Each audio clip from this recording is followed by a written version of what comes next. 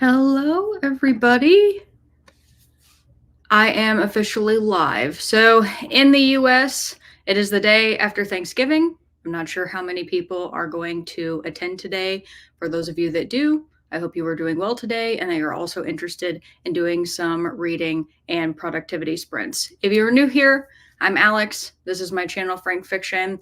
And if you're watching live, welcome. If you are watching the recording after the fact, welcome to you as well. Regardless if you are live or not, I have some fun questions that I hope everyone will enjoy and want to answer in the chat or down in the comments. It doesn't matter what time you answer them. Even if I'm not live, I really like to hear people's answers to the questions after the fact. So please go ahead and put those wherever you like. I'm back again today. Last time I saw you all, I was reading Alat's Away, which I also ended up finding out that I was mispronouncing the name of the book. The T is actually pronounced, but my accent just kind of passed right over that. So I have to try to enunciate it a little bit more. But I finished that book.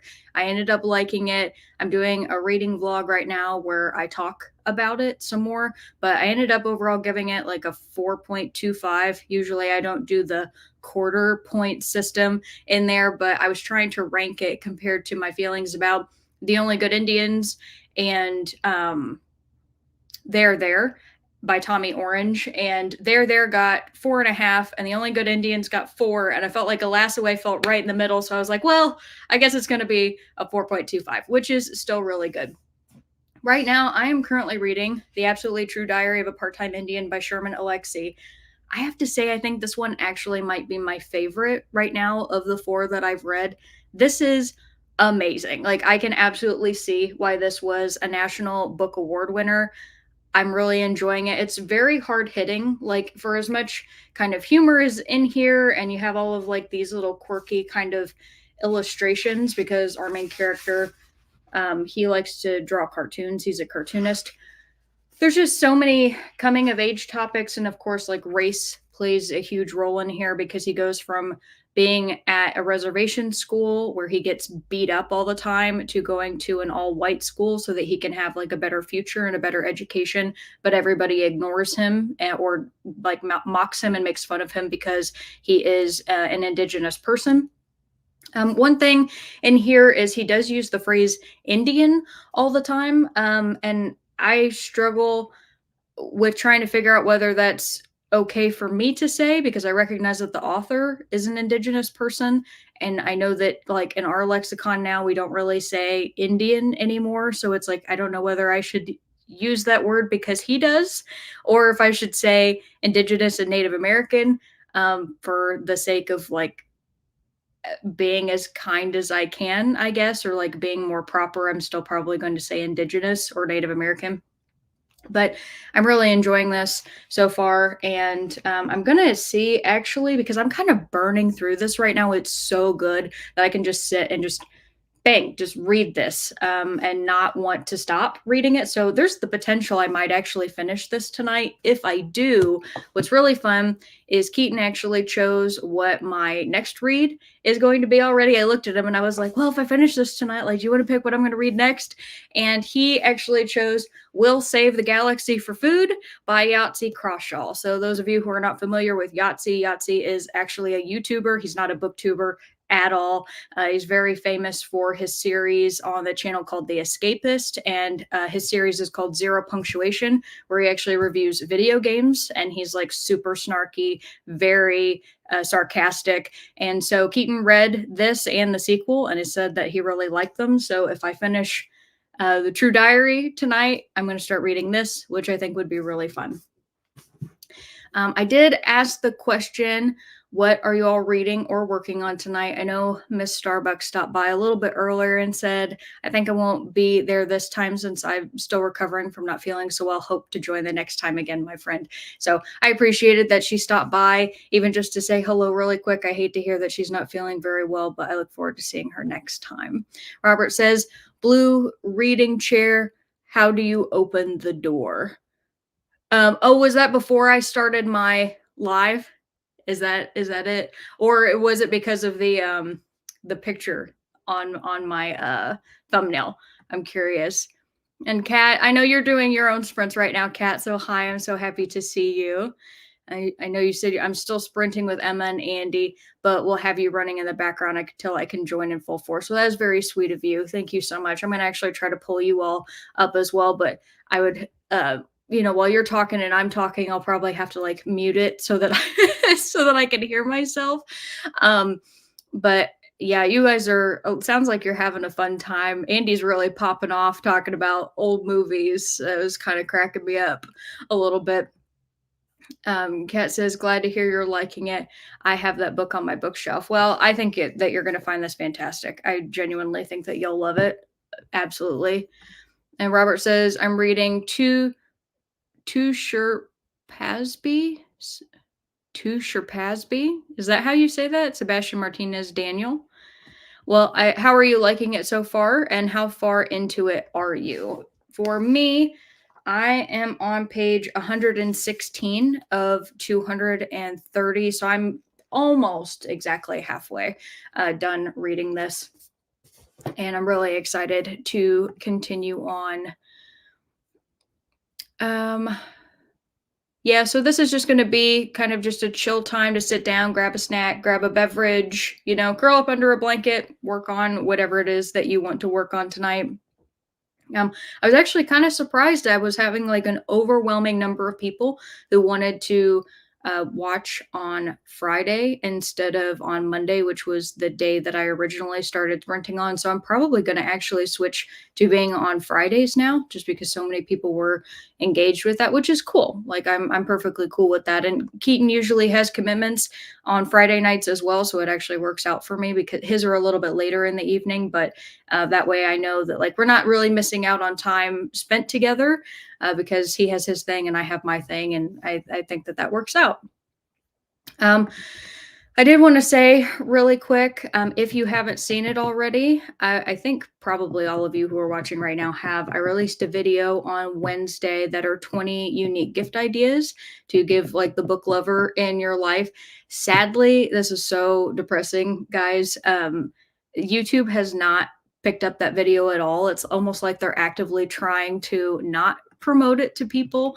I really don't know why. So it hasn't gotten that many views, and it hasn't gotten that because YouTube hasn't been promoting it. It hasn't gotten that many impressions either.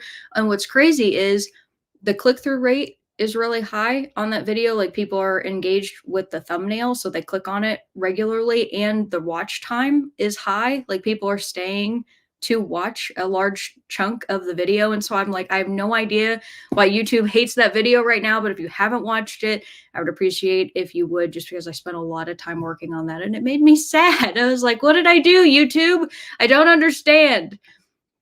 And Kat said, I'll probably be reading Life in Five Senses by Gretchen Rubin when I join your sprints. We will probably wrap up at 4 p.m. Central Time. Okay, so that'll be 5 p.m. my time. So that's another 23 minutes or so, right? Okay. So you guys don't, actually, your sprints aren't running super long tonight. Robert says page 95 out of 270. So you have a general probably idea about how you're feeling about it right now, right? So is that good? Are you liking it? Because you didn't say how you were feeling about it so far. And Nicole says, I'm reading Battle Royale by Kushin Takami. Very happy to see you, Nicole.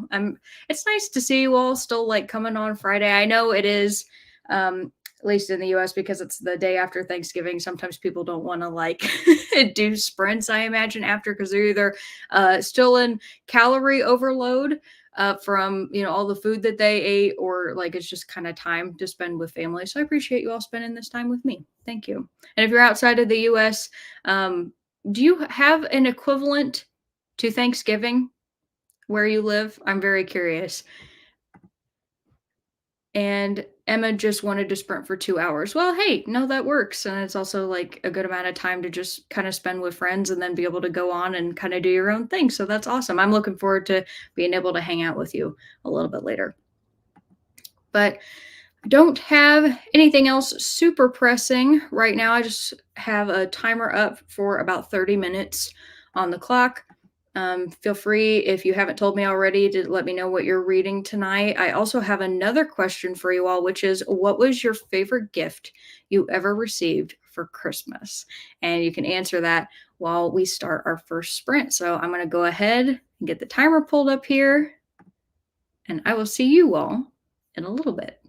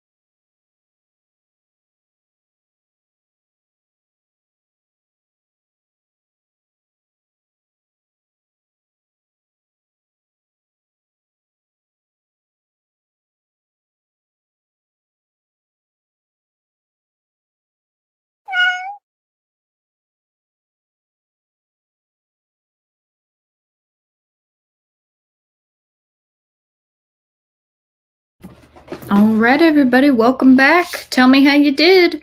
I am currently on page 144, so I didn't get like too much farther, but some interesting things are happening in this book. So I don't want to spoil too much for anybody, just because I know, like, Kat, you're actually planning on reading this, so I'm not gonna like tell you a bunch about what's happening.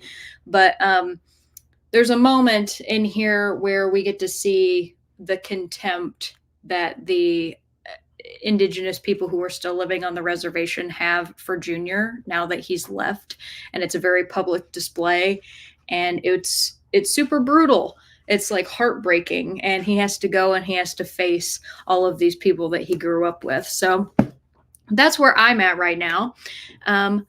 I did get some comments from you all about what you're working on tonight. So, sorry, Robert, I was being a total goober when you put this up earlier, and I was reading as Two Sherpasby, but you meant Two Sherpas by Sebastian Martinez Daniel. I should have figured that out, but I think I'm too full from eating my Thanksgiving leftovers, and my brain wasn't all there. So sorry.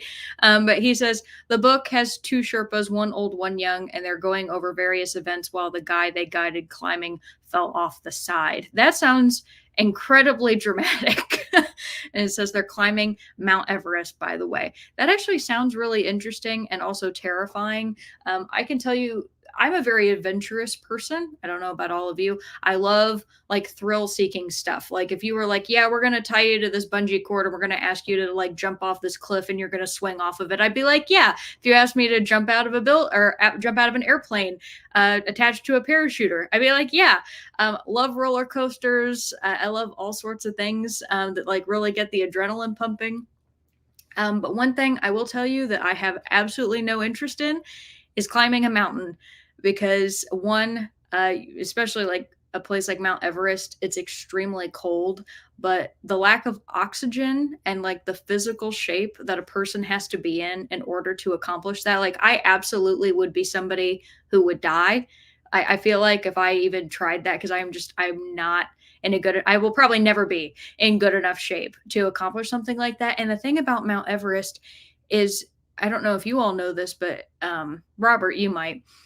There are so many people who have died on that climb that were never recovered. Like there's actually a trail. I hate to say it like this, everybody, but it's a trail of dead bodies of the people who have been left, and they're frozen to the mountain. And like when you're walking through, they're just there. And I don't think I could handle that. I don't think I could handle looking at all the people who died attempting the same thing that I'm doing. So yeah, that sounds honestly like a terrifying book to me, but very thrilling. So let's see, we got Faye here. Hi, Faye. Nice to see you. And she says, hi, Alex. Hi, Kat. Canadian here, and we do have Thanksgiving in October. Okay, very cool. And you said we still get your Black Friday sales here, though, probably to stop us escaping over the border to do Christmas shopping. Honestly, I don't think that you really want to escape over here to do Christmas shopping, Faye, for a variety of reasons. One, I hear Canada is lovely, and two, Americans are crazy about Christmas shopping. But one of the things I have to say, I know people comment about like how negative the internet can be and how, I mean, there's a good and bad with the internet, right? The good is that we're super connected. The bad is that there's so much misinformation and everything on the internet. But one good thing that has also come from it is the fact that Black Friday is like this long extended thing now. Like Black Friday deals seem to happen like 2 to 3 weeks before the actual day. So people don't even have to get up at like midnight anymore and go and sit somewhere in a parking lot and camp out in order to get a deal. Like you can just do that several weeks prior and just like walk out with a TV, that's like a really good price or something, like whatever crazy thing is that people want to buy at like an insane sale. That is one thing that I do appreciate, because I did do Black Friday shopping when I was little, like a lot younger, when I also didn't really have any money, but I would go out and I would see everything that was on sale, and it was just packed, especially at the malls. I found it very stressful. I am not somebody that enjoys crowds of anxious, angry people who want to like fight over items. I'm not that person. If it came down to an item and it's me and another individual and they want to fight me for it, I'm going to give it to them because I don't care about anything that much. But yeah. So no need to no need to come here for that. You could just buy everything online. And Kat says, "Hi, Faye." Hi, Ron. Happy to see you. Welcome. What are you reading tonight? And also, what was your favorite gift that you ever received for Christmas? That is my current question. And Faye says, my fave Christmas gift ever. That's tough. I'll say it was my kitty, Elsa, who was technically a Christmas gift for my parents 3 years ago. That sounds wonderful. She sounds so cute. And I actually wanted to show you something. So I pulled this up. I'm going to be a little personal here for a second. But when I was a kid, oh goodness, I got to get this over here. When I was a kid, my Christmas gift that I got that was my favorite ever was my dog Bella. And she was my first dog that I ever had. And actually, she was my only pet until she passed away in 2019. She was a very old girl, but I wanted to show you what I look like. Oh, let me see if I can get, sorry, I have to get this screen share here.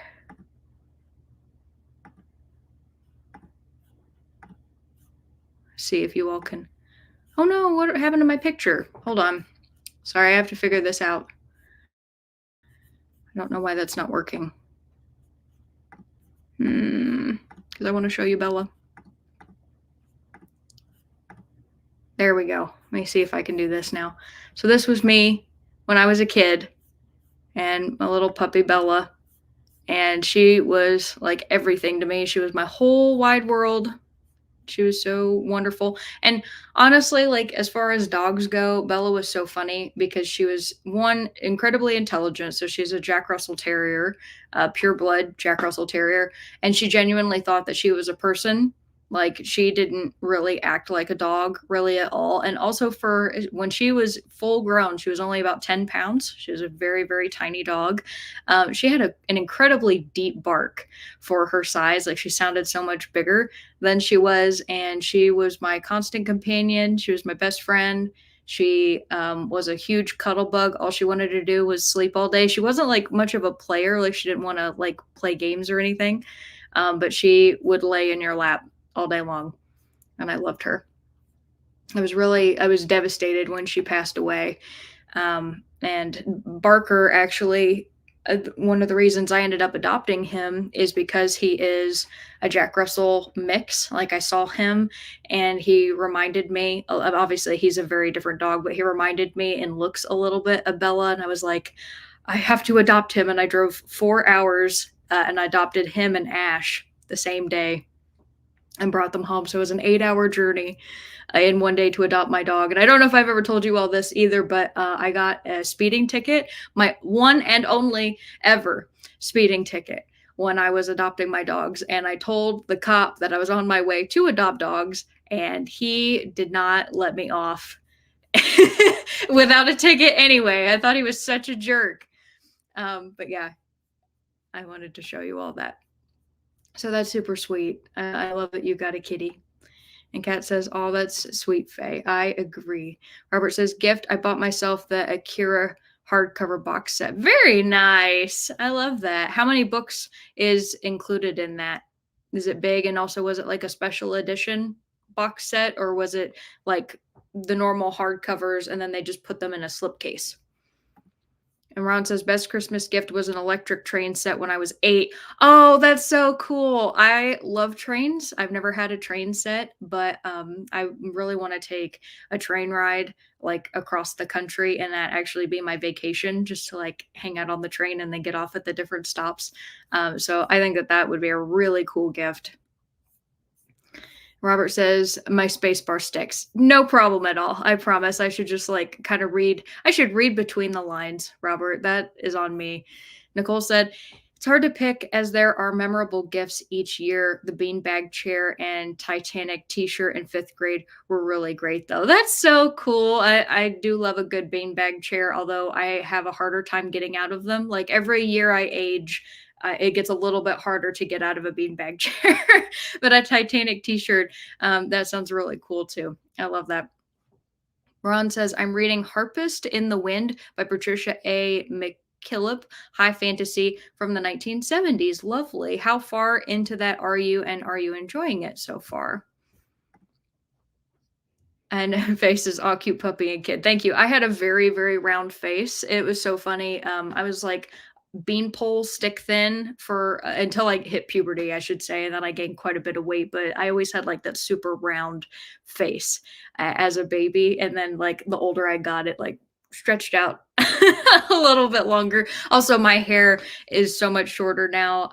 So many years of my life, my hair was really, really long, and I look at that now and I'm like, wow, I don't even look like the same person. Funny fact, actually, when I had my ID, like my photo ID taken for my driver's license, my hair was still like right here at the time. When I shaved it all off, there were people who would legitimately like look at my ID, like if I was buying alcohol or something, and they would look at it and then they'd look at me and they'd look at it again because they didn't believe that I was the same person. And it's like, no, like actually that really is me. So it's just funny to see those. I don't think I look like like that little kid anymore at all. Thank you, Kat. Yeah, she was precious. She was like the perfect dog. Thank you, Ron. Oh, thank you. You're so sweet. Both of us. I think Bella was cuter, honestly, and I'm very okay with saying that.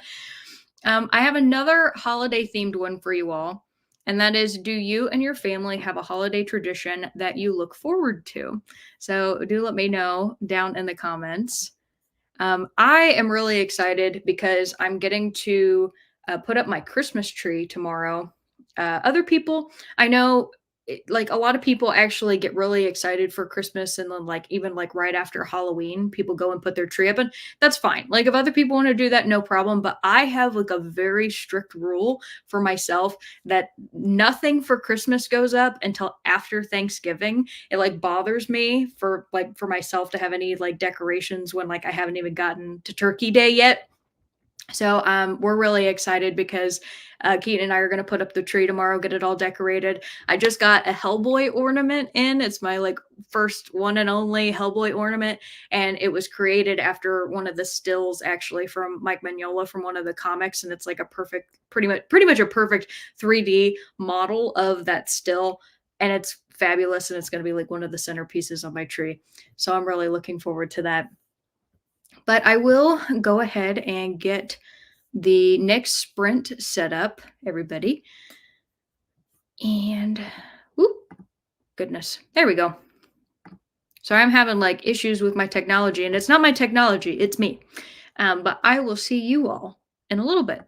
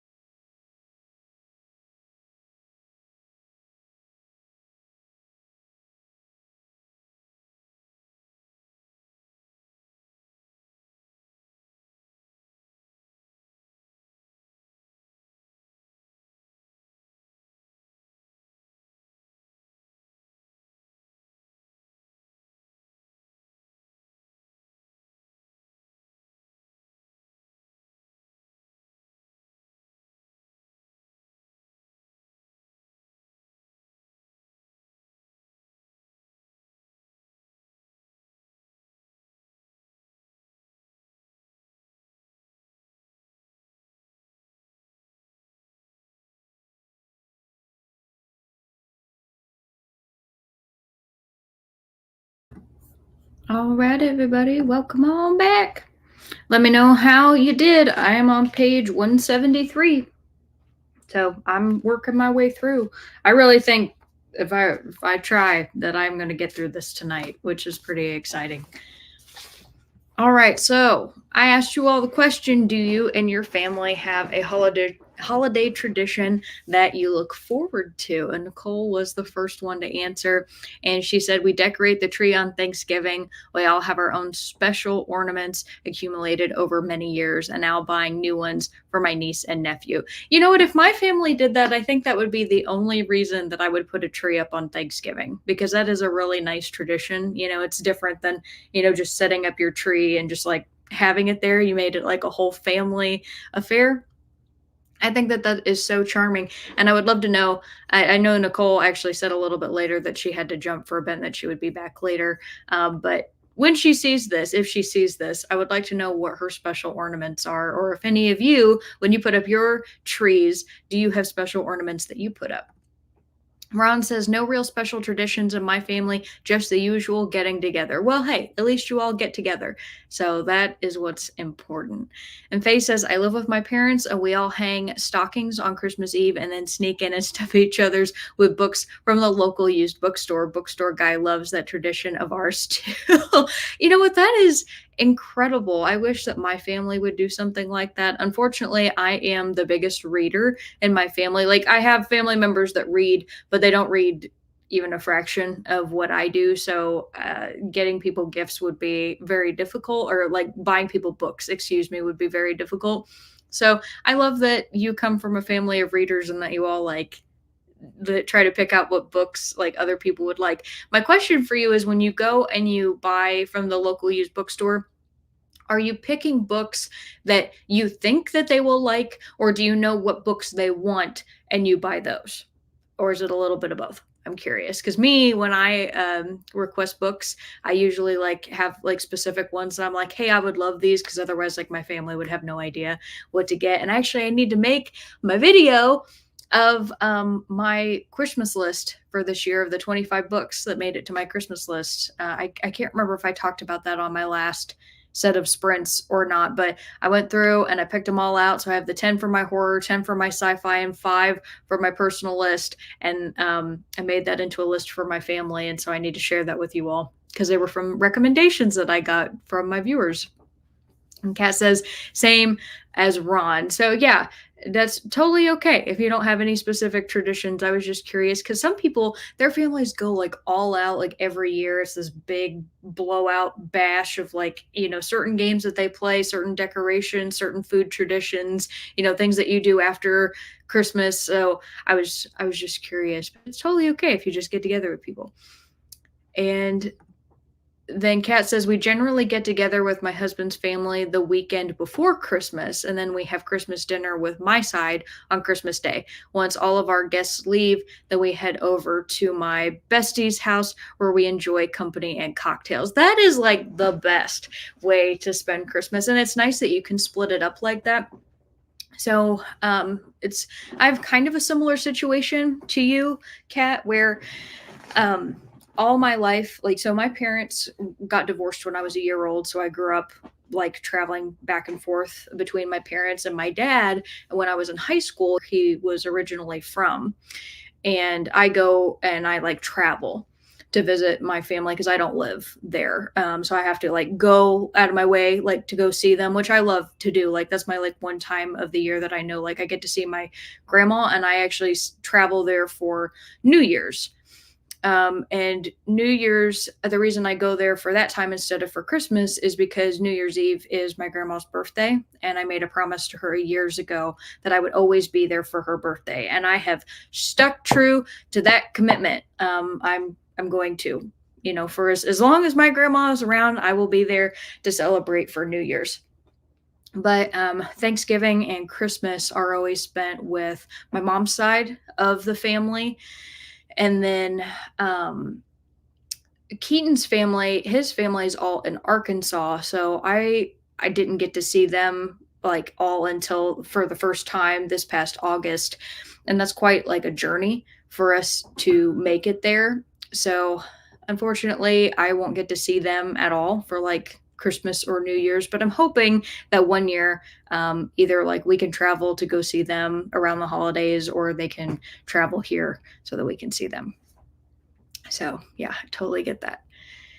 Um, and then Kat says New Year's Eve, I stay up until midnight cleaning house and watching the Twilight Zone. Then some years we shoot fireworks or watch the fireworks, then shower and jump in bed. Now that sounds really nice.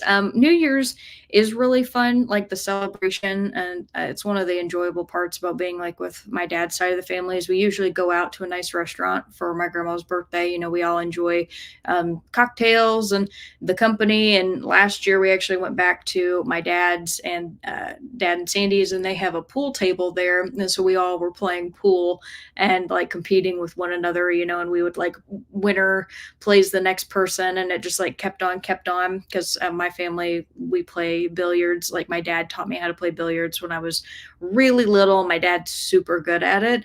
So yeah, I also really like the celebration. You know, we don't always necessarily watch like the ball drop or watch fireworks, but we do like stay up together until it's officially the next day, and you know, we all say goodnight and people head home. I usually, of course, because we have to travel, we actually end up staying the night because that's like too much for us to ever attempt to like make that trip in one day and then like turn around and go home. Like we would be up for like way too long. So we don't do that. We actually end up having to stay. And Kat says, my oldest son, Barry, is a New Year's baby, so I call him at 12:01 in the middle of the fireworks cacophony, if not home, to wish him happy birthday. I love that. That is so sweet. So you have Barry and Andrew.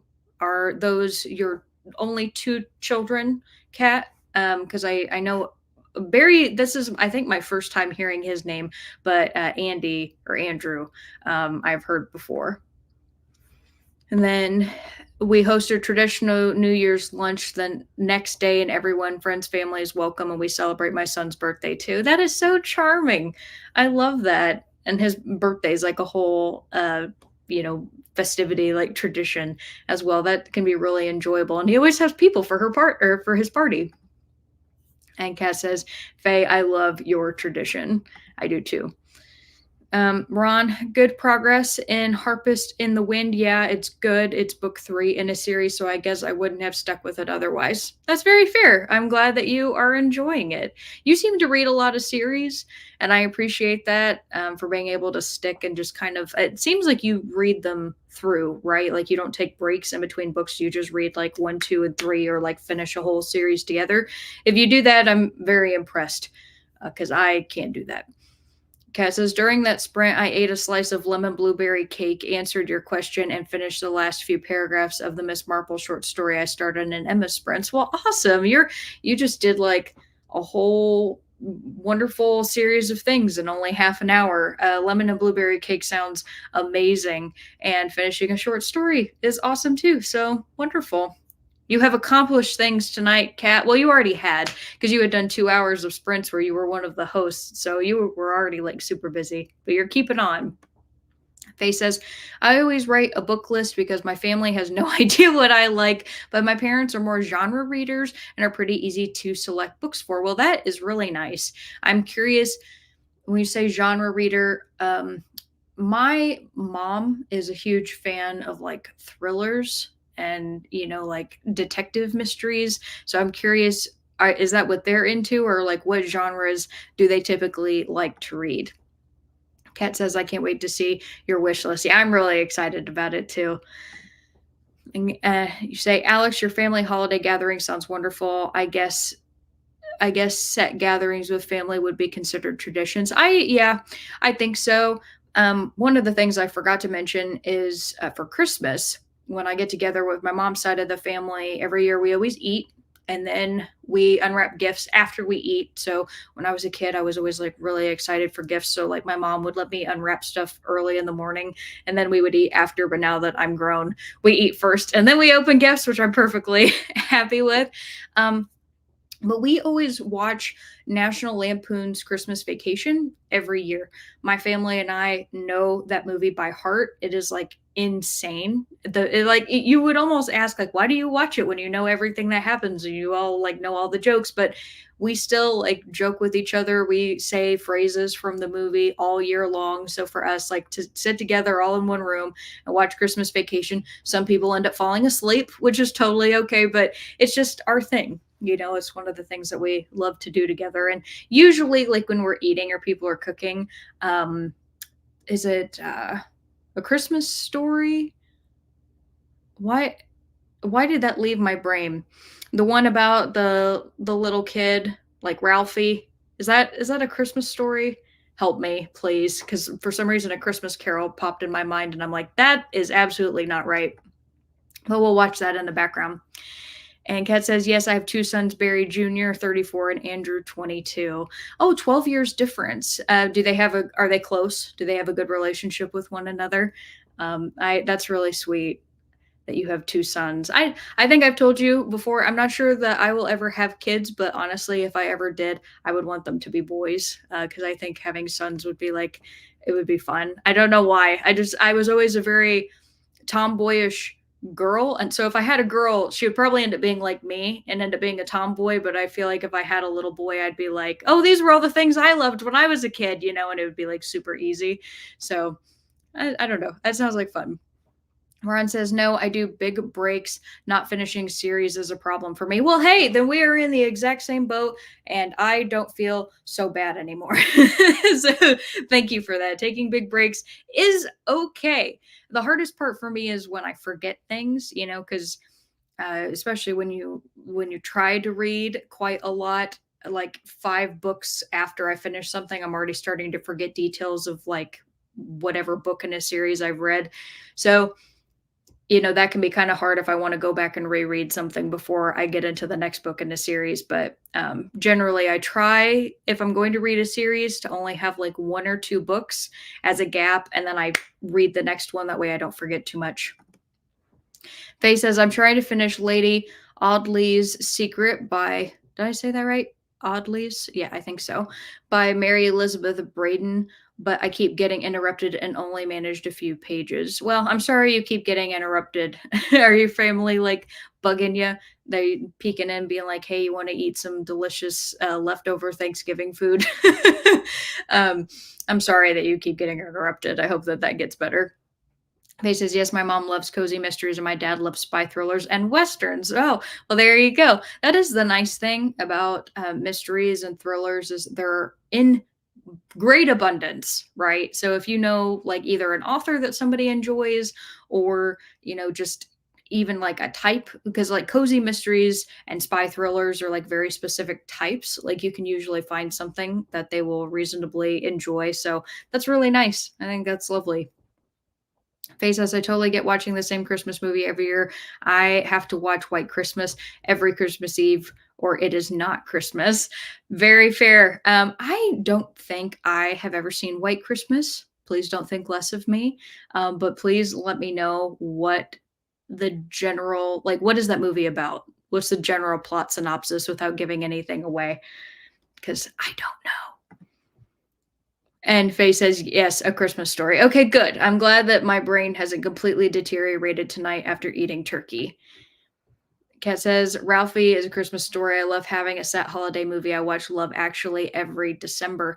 I think Love Actually might have been one that Keaton told me about that was good. I haven't seen it, but I will also need to watch that. I'm really bad about watching a variety of movies. So the funny thing about me is if you show me a movie, chances are I'm probably going to like it, right? Like I don't really have an issue with new movies, but for whatever reason, the catalyst of getting me to watch a new movie it's like the threshold is really hard to break through because I have so many movies that I already love them. Like, oh, well, I'll just watch this again. And I'm like a creature of habit. So not on holiday theme at all. But Keaton, he actually showed me the movie Interstellar the other day for the very first time. I had never seen it. Huge sci-fi fan, had never seen Interstellar. That movie blew my mind. I mean, like it's actually probably one of my favorite movies of all time now. And I like can't believe that I hadn't seen it before. He was the perfect person to watch it with too, because he didn't mind that I was like talking and commenting during the movie. But yeah, it was just like fantastic. And it watching movies like that where they just like I don't know, they get me to think about things in a different way, and they're just like works of art. I'm like, well, crap, I need to watch more new movies.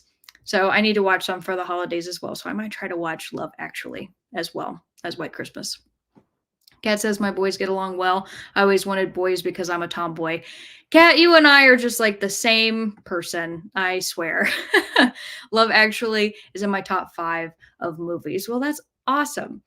I need to see that. White Christmas is about two buddies from World War II who end up as a song and dance act, and they put on a show at Christmas to save their general's hotel from going bust. It's a musical. Okay. Okay. Is the music, I'm going to assume if you watch it every year that you think that the music is really fantastic. Who stars in it? And what year was it from? Because musicals, I do enjoy them. I don't have like issues with them. It's just sometimes they don't. I have to be in a mood. I think that that's the best way I have to describe it. Is I have to be in a mood to watch a musical. I can't just watch one anytime. If that makes sense. So like Keaton showed me the Phantom of the Opera, not the movie, but the Royal Albert Hall rendition of it that was like taped, which is considered like the true version, like the definitive version of the Phantom of the Opera. He showed me that around Halloween time, and because he like prepared me for it, he had me like listen to some of the music beforehand. I ended up like loving it. I thought it was fantastic, but I have to be in that right headspace. Kat says, I saw White Christmas for the first time last year and enjoyed it. Well, very good. I will need to watch that. So thank you both for those recommendations. I really appreciate it. And I will also get us set up for our next round of sprints. So I have another question for you all, which is if you could choose between having a white Christmas or going on vacation to a warm destination, which would you choose? Let me know. And I will go ahead and get the clock started. And I will see you all in a little bit.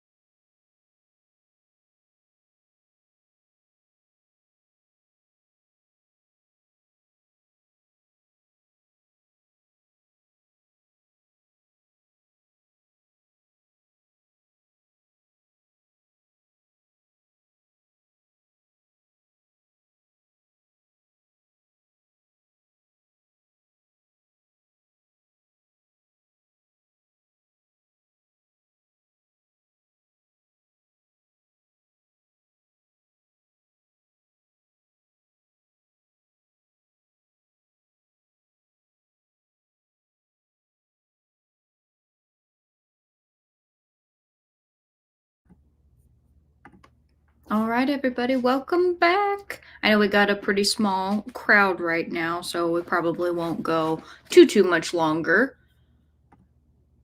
I only have one other question lined up after we just kind of chat for a little bit, and then we can do like one more round of sprints. I might end up making it a longer one just because I am officially not every page is marked with a page number. Sorry. I'm on page 196, again, of about 230.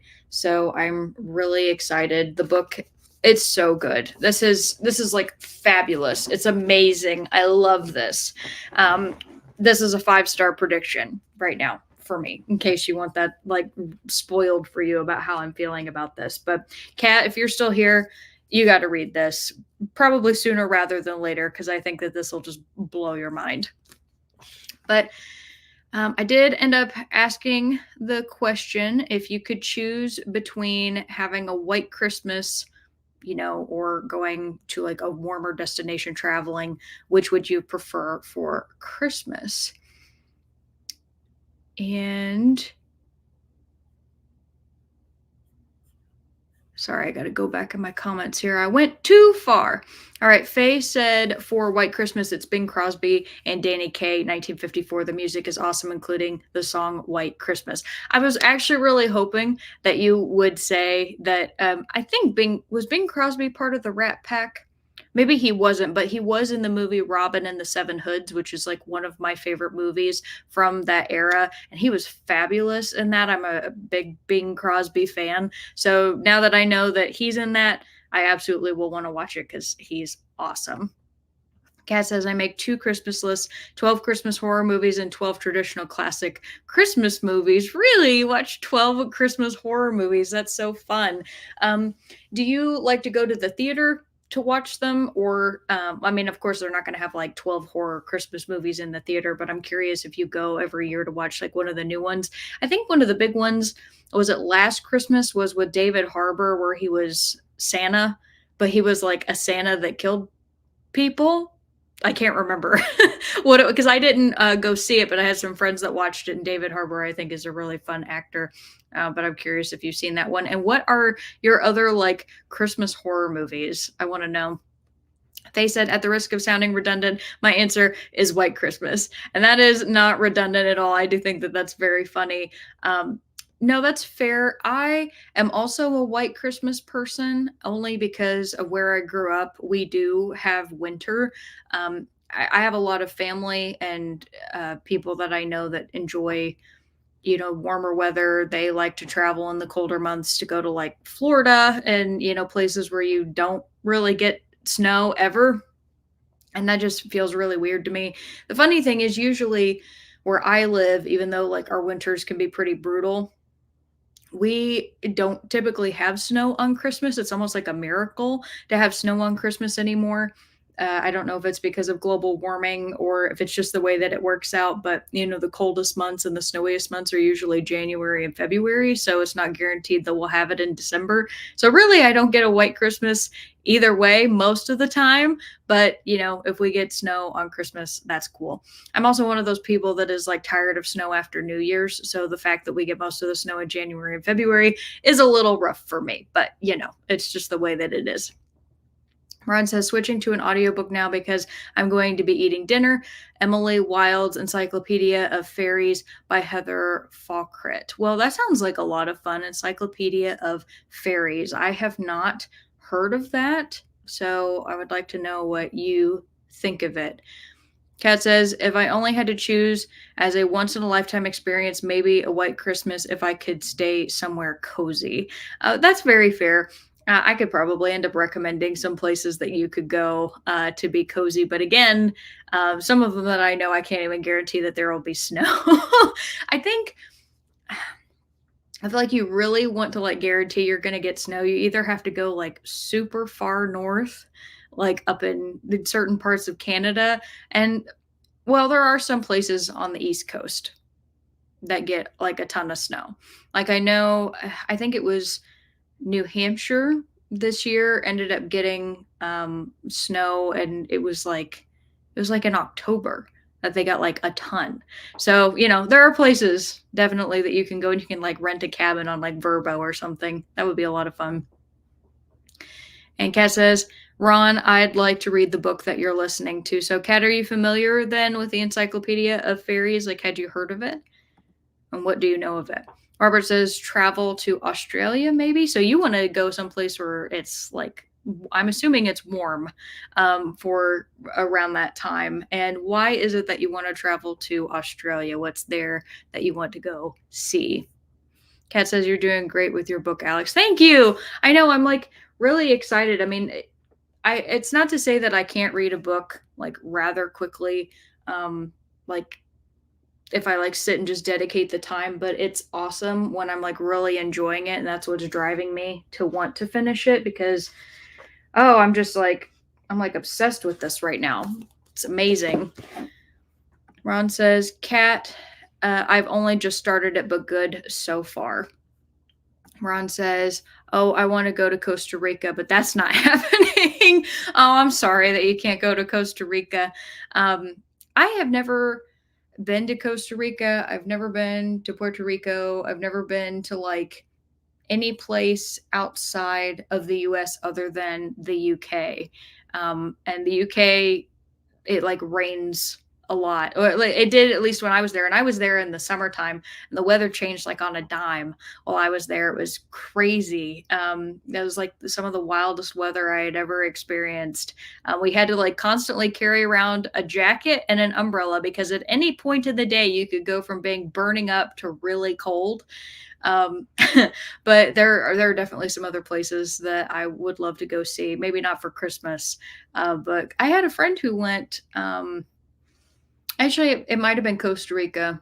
I think it was for Christmas and New Year's. Like her family went, her husband and her kids, and they had a really nice time. So that probably would be a good adventure. Kat says, I chatted in Discord with Emma and Andy, then with my husband, and I only read 3 pages of Life in 5 Senses. You know what? That's okay because you're taking time for you and your family. Kat says, do you have Letterboxed, Alex? I don't. I'm assuming, is that a video service, like a movie service? Because it kind of sounds like it is, but correct me if I'm wrong. Faye says Robin and the Seven Hoods. That movie is wild. It really is, and it's incredible. Keaton hasn't seen it yet, and I'm actually planning on buying it because I don't think it can be streamed anywhere. I need to look it up because you know how that changes all the time, where you'll be like, oh, I really want to watch this movie. And you try to find out if it's on a streaming service, and then it's not, and then like 2 months later, all of a sudden it shows up somewhere. I need to check before I buy it. Because that was a really nice thing about watching Interstellar is we were able to watch it for free with Prime. So I mean, really, you never know. But yeah, I love that movie. Faye says, I read 14 pages of Lady Otley's Secret and I'm kind of mad at it. It's shaping up to be a 2-star for me. No, I'm sorry. That really stinks. I mean, is that a book, if you're already feeling that bad about it, that you're going to like power through and you're going to finish? Or do you think that you might DNF it and try to pick something else up? Because it's not fun to have to just kind of muddle your way through a book like that. That's something I have to work on because I'm one of those people that I'll power through and then just be miserable the whole time. Kat says, yes, heard of his book, I think, on Miriam's channel. Very cool. Well, do you want to listen to? Well, no, Kat, you don't listen to audiobooks. I know that because I just watched your most recent video where you did your tag. And you were talking about how like you're the world's worst audiobook listener, which I thought was very funny. I am also not an audiobook person, and I'm going to be doing that tag. Hopefully I can film that this weekend since you tagged me. Again, I appreciate that you did that because I think that those are always really fun. So you're going to have to get a physical copy of it. Do you already have a copy of it, or did you just hear about it? Ron says, I live in Vermont and that storm mostly missed us here, at least on the side of the mountains. Well, that's good. I'm glad that you didn't get hit with that. I think mountains are so fascinating because of like how they either shield or like bombard people with specific kinds of weather. I don't I got to experience mountains, like Hershey Kiss Mountains is what Keaton called them when we were in Arkansas. I got to experience those for the first time, and he was like telling me how like weather varies on like one side or the other, which is like it's awesome and it's also crazy. Nature is a wild thing, but I'm glad you got missed. Uh, Kat says, "I'm a fan of Krampus." Yeah, Krampus is cool. I haven't seen the movie, but I took German for 3 years when I was growing up, and of course, we learned about Krampus and the German tradition of how he steals bad children and puts them in puts them in his sack and carries them off. He's basically evil Santa, and I think that that's awesome. So, if you recommend a Krampus movie, I should probably see that. Robert says, I want to go to the Sydney Opera House holiday concert. Ooh, yeah, no, that sounds lovely. Sydney is a place that I would love to go to as well. I think Australia is beautiful, and I know people usually when they talk about Australia, they talk about like all the wildlife that's there now, like how everything is like going to kill you. Like all the spiders, all the snakes, like all the wildlife. The kangaroos will beat you up. But no, I think that Australia is really cool. I would love to travel there sometime. I think my first experience learning anything about the Sydney Opera House was when I was a kid and I watched Finding Nemo. Genuinely, I'm pretty sure that was my that was my first introduction to it. And Faye says, I'll finish it. I only have 40 pages left. Okay. Well, you're almost done then. So you power through. I believe in you. And maybe it'll like turn around and you'll get like another half star or star at the very end. Sometimes endings surprise me and I end up giving them a little bit higher rating just because of the way that a book ends. Kat says, I saw Violent Night last year in theaters and loved it. Letterboxd is like Goodreads, but for movies. Oh, so it's like people go and they write them. Is it almost kind of like Rotten Tomatoes in that way? Like people go and they just kind of rate what they think about stuff and share their opinions with other people. That's really cool. No, I like that. A Violent Night. I bet I have an image of what that would be about. I'm gonna have to go and look that up. Kat says, I keep track of my movies there. Well, I'll have to go and download that and then find you on there, Kat, because I would like to see what your recommendations are. I already know we share so much with like tastes in books. So I'm curious if we would have similar tastes in movies.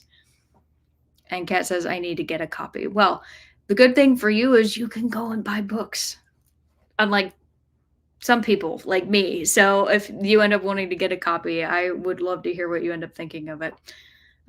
Hopefully it continues to be good since Ron's listening to it. But I will put our last question up for the night, everybody. And that is, do you have a favorite genre to read in the cold months?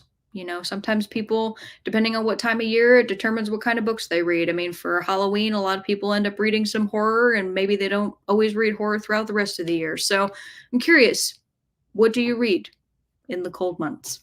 And I'll go ahead and I'm going to get the timer up here for us. And I will see you all in a little bit. Oh, and I'm going to make this one a bit longer. Don't mind me. I'll make it 45 minutes. You don't have to stay for the whole time if you don't want to, but I'll see you all in a bit.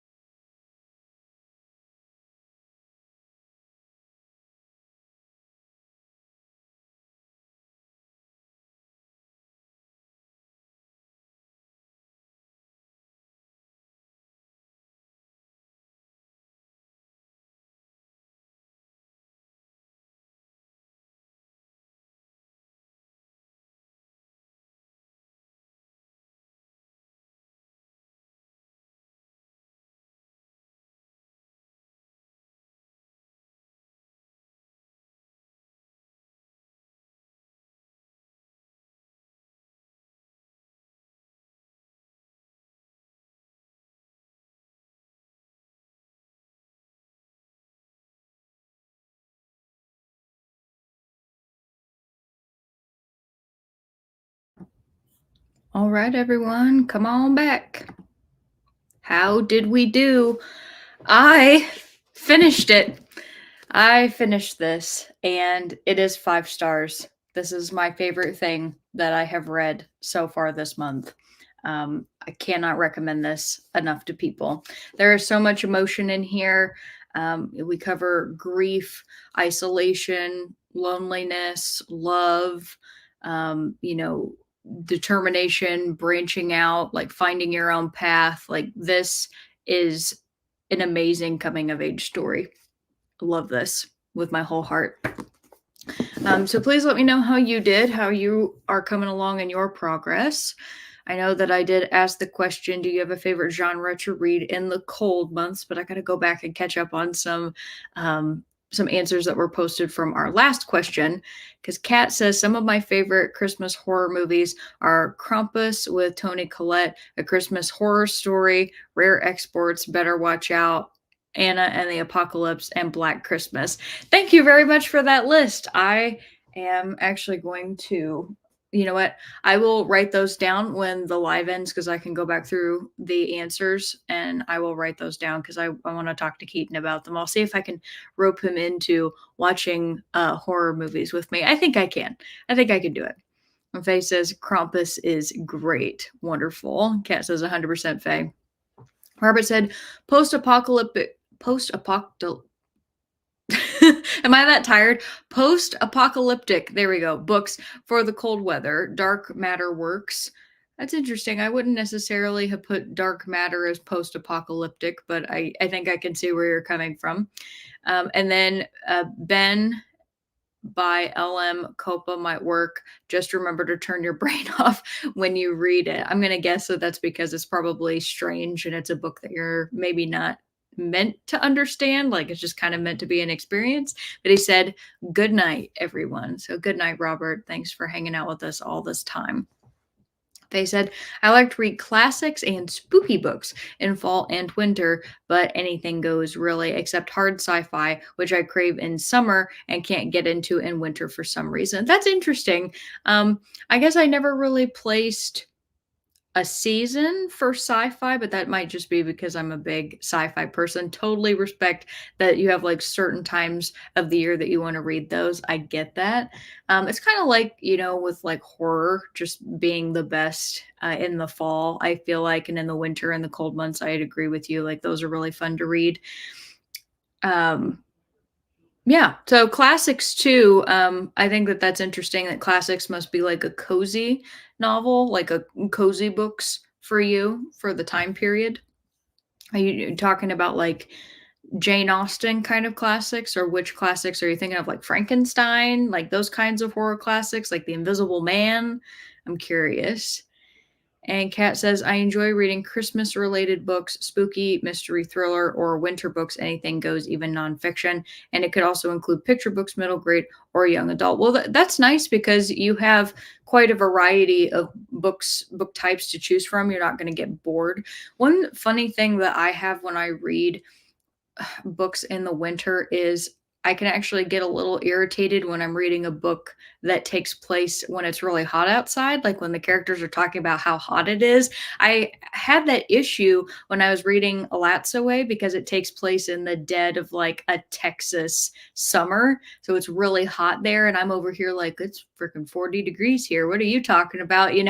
But of course I put that away because I can't help that it's something that is taking place in the summertime. But there is something if like you can find a book that is set during winter or set during the cold. I feel like I can relate to that a little bit more. I don't know if anybody else feels that way though. If they're like, oh, it's the book is taking place in the summer. I don't know if they feel that way. But no, I love that. You have like quite a variety to choose from. Hi, Amal. Nice to see you. 89% and going strong on my audiobook. Well, very nice. I love that. And you said my favorite genre is historical fiction, romance. Very nice. So is it historical fiction that has romance in it, or historical fiction and or romance? I'm curious because a lot of historical fiction does have romance in it. Like they tend to be like kind of sweet romances versus like the smutty kind. So that's why I'm curious if there's a distinction. And Kat says, "Hey, Amal." Ron says the only time I seek out seasonal reads is in October when I tried to read more horror. Very fair. That might be. I'm kind of wondering if that is the one season where people are like, yes, there's absolutely a book type, like a book genre that is set for this particular season because horror, it just makes sense, right? For October. I'm trying to think if there are any others. I mean, maybe people would enjoy reading like romances more in like the spring or summer because don't a lot of romances take place? I don't know because I don't read romance, but don't a lot of like romances take place in like the summer because they're meant to be beach reads? I don't know. But Alicia says, "Hello. My preferred winter genre is fantasy. I always love horror too." Yeah, absolutely. So, what fantasy do you like to read in the winter? Have you had a favorite that you really enjoyed? And Kat says, "Hey, Alicia." Faye says, "I read 27 pages, and yeah, maybe I'll up the 2 stars a bit." Okay, so the ending kinda came through maybe a little bit, maybe like a quarter star, half star, that it was a bit better. I always hate it though when anything's like around a 2, because at least a 3 is solid, right? You're like, "Okay, this is a solid pick," but when you get a 2, it's like, "Why did I bother picking this up?" And Alicia says, "Hi, Cat," spooky face. And Faye says, "I have added the Absolutely True Diary to my TBR list. Sounds great. I think that you will really enjoy it. I am very confident in saying I think that you will like it. I mean, it is an award winner after all." Kat says, "I read 15 pages about the sense of hearing in life in 5 senses." Very nice. So you did get some reading in there, Kat. And she said, "Alicia, thanks for stopping by my stream with Emma and Andy earlier. Same goes for you, Alex." Well, absolutely. I was happy to see you. You are always fabulous in everything that you're in, Kat. So I'm naturally going to stop by. You're my friend. Alicia says, "Of course, wish I could have stayed longer." Me too. Like, I actually didn't realize that our streams were going to overlap. I felt really bad about that. I was like, oh crap, but it wasn't intentional. They said, "I pretty much love reading all classics from all time periods and countries. If generations have kept a book alive, I want to find out why." That's really awesome. That's a really sweet way to put that. I like that. Kat says, "Just seeing you there, Alicia, was a happiness boost." Oh, that's so sweet. Love that. And Alicia says, "I like dark fantasy the most. Joe Abercrombie is my favorite. I have I'm going to read The Terror, or I have to go read The Terror by Dan Simmons soon, and I have very high hopes." I am not familiar with The Terror, so I'm gonna actually add that as well to a wish list really quick. I try to it's this is the funny part, like, my wish list is even bigger than my TBR. This is why it's good that I don't buy everything that I see that I like because, I would have more books than I would know what to do with, and I would have no space in my home. Oh, wait! Yes, actually, The Terror is something that is on my wish list already. I didn't realize until I saw the cover. I didn't remember the title. I think that book sounds really interesting. Absolutely. If you end up liking it, please let me know. And Joe Abercrombie. Kat says, "Same to you, Alex." Oh, well, anytime, Kat. I want to read The Terror also. It's a chunker. Oh, I didn't realize that. See, I was viewing it online. Oh my God, 784 pages. That is a chunker. Wow. It's now an AMC original series. Cool. I love that. Damn it. I wish I had put that on my my Christmas wish list, which I've already shared with my family. I just haven't like been able to tell you all what the list is, but yeah, I've already shared it. I kind of wish I would have remembered this. I have so many things on it that I missed that one. Dang it. But I am making a separate list of books that I want to look out for when I make it to Powell's. And since that's a national bestseller, I can pretty much guarantee that they're going to have a copy. So I'm going to go and add that after the stream to my Powell wish list. Alicia says, "It's a chunky one, but I know it's going to be great." And Faye says, "I love it when I go to add a book to my list and it's already there." It's like a guarantee that it's good. I agree. I usually am pretty okay at remembering titles, not as much the names of authors unless I've read from them previously. Titles I'm okay with, but book covers, like the way that a cover looks, that's what I'm best at, is like whether I've seen something before. But of course, I can't remember everything. I mean, there's how many new books that get published all the time. That was the crazy thing. I don't know if any of you subscribe to like bookstore newsletters, but I have several that I've been on over the years. And, they'll do like new books on Tuesdays, for example, and they're going and they're trying to pitch to you, because I also love the marketing of books because that was my background. And so I love when they're trying to pitch. I want to see like what's hot, what's new, keep up with the trends. And I'm always astounded by how many new things come out a week. And I'm like, I'm never going to be able to get to every amazing book that is out there. But I'm still going to try. That is the beauty of being somebody who loves books, is like you try your darndest, even though it is like an impossible goal. Kat says, I have A Winter Haunting by Dan Simmons on my list. Very nice.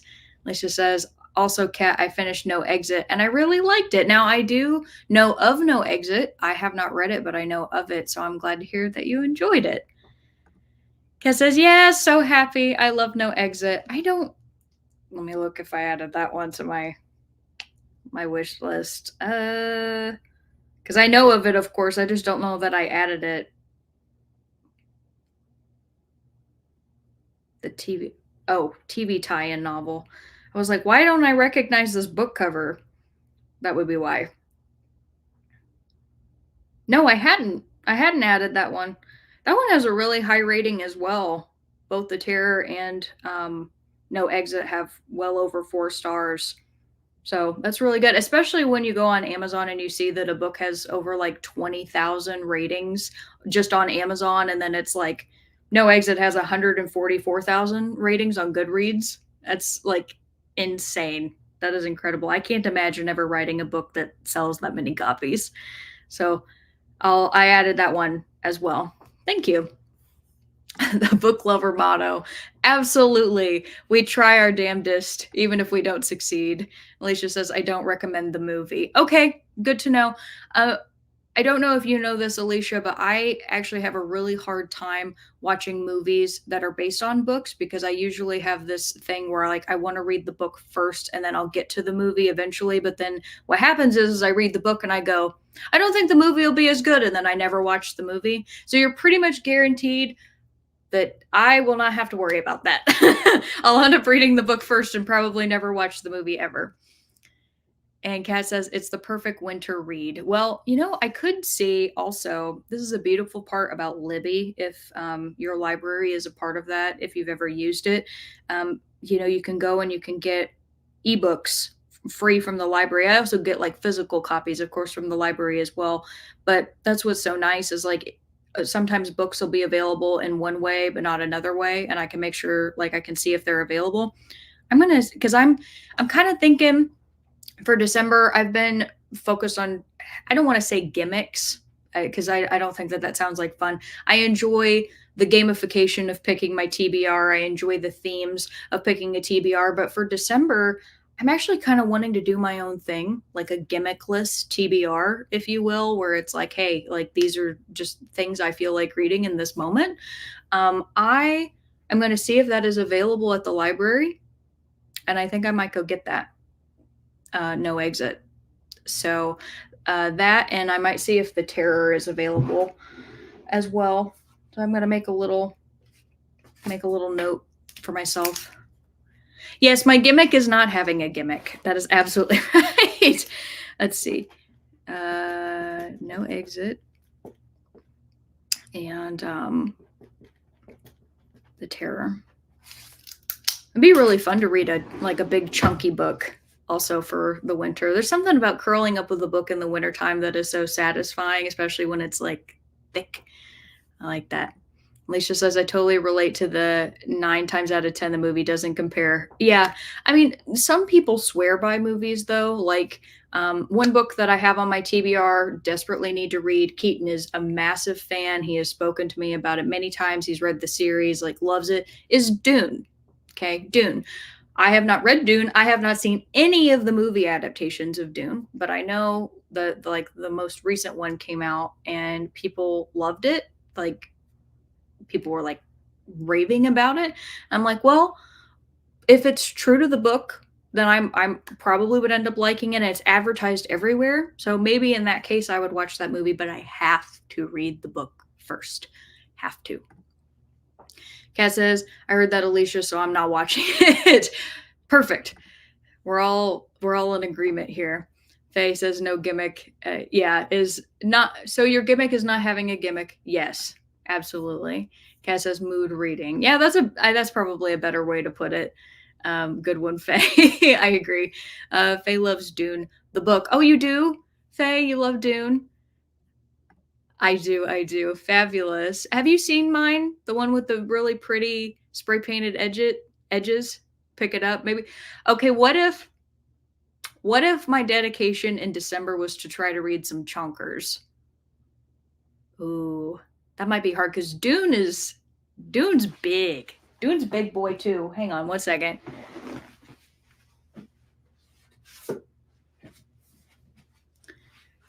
I love this. Like this is visually one of my favorite books that I own. As far as I know, they only did this with the first book. They didn't do it with any of the rest of the series, probably because they knew that most people would pick up the first one if they never read any of the sequels. But I'm like obsessed with this blue. I love it. Alicia says, I have Dune, but have never feel like picking it up one day. Yeah, well, Keaton has told me that there's like an index in here, right, where there's descriptions of things where you can go and like reference to try to understand the story. And he told me when he read it, he refused to look at the index because he wanted to get through it and then like kind of go back and look at all the references. And I'm kind of wondering if I should do that or if I should try to keep track of things by looking at the index, because index is there for a reason, and I'm really bad with names, so if things are named in a wonky way I might have a hard time. I don't know. I'll have to I probably would have to start reading this and determine whether I need to look at everything or not. Pick it up. At least I have the copy. I just need to actually read it.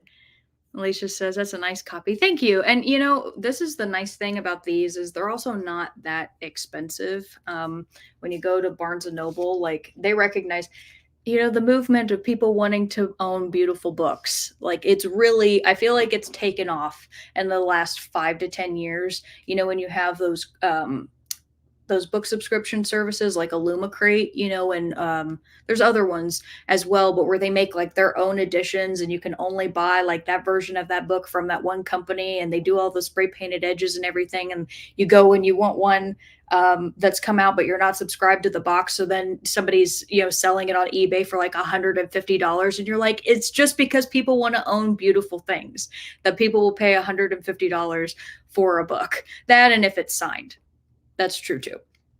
But I am guilty of that as well. I like things that are pretty. I don't want to say that I buy books based on the cover because that's not true. But it's like a bonus if it's a beautiful copy, if that makes sense. And Faye says, Dune isn't as big as it looks. It reads pretty quick once you get used to the world building. Fair. Okay. Yeah. Because that's probably one that it's going to take my brain a minute to like wrap around everything. And then once I'm in, I think you're right. I'll probably be in. Sci-fi can be like that. Sometimes you just have to you have to understand what's going on and then you can enjoy it. And from my understanding as well, Dune is one of those books that you want to read probably multiple times. Like it's not just a one and done. It's like you read it to get through and then you kind of understand the plot and you go back and reread it to really understand the world. That's what I've heard. Anyway. And Kat says, beautiful copy. Thank you. Thank you, my friend. And Faye says, oh, wow, that's gorgeous. Thank you too. I am actually really happy that for this live stream that I finished a book. I'm pretty sure I actually started reading this. Was it yesterday? And I finished it today. For you all to know something about me, that is abnormal for me to finish a book in just a couple days. That's how much I enjoyed this.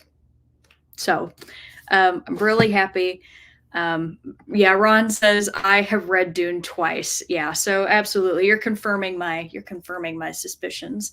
So Thank you all for this beautiful conversation, for the lovely time of just sitting and hanging out. After, at least for me, I've had a bunch of festivities. It's nice to just hang out with friends for a little while. And Faye says, "Me too, Ron." Awesome. So I actually hate to say goodbye to you all. It makes me so sad that this is the end of the stream because it's been lovely. But I'm gonna go. I'm gonna hydrate some more. I'm gonna rest, and I'm going to wish you all a lovely evening, and that you take care of yourselves. You go into this weekend and like have a really nice weekend. I just want that for all of you. So thank you for spending this time with me, and I will see you all next time. Bye. Bye, Kat. So happy to see you. I love hanging out with you all too. Happy weekend. Bye, Faye. Thank you so much for coming. I really appreciate you. Thank you, Ron. This has been awesome.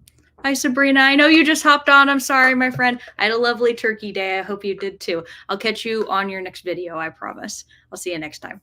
Bye.